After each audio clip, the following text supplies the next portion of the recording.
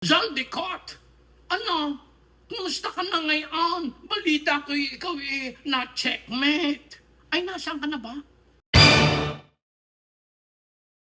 Ito po ang inyong abang lingkod, Congressman Manik Manao from the Lakas Tama Party at your self-service.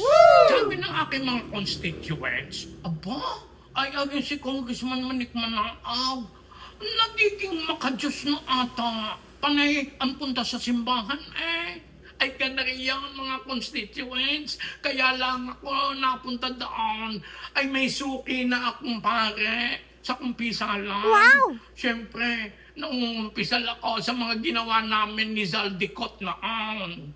Pero ngayon, habang hindi pa sigurado kung nasa si Zaldicott at kung makakabalik, ay di itutuloy muna namin yung aming ginagawa dati. Bakit?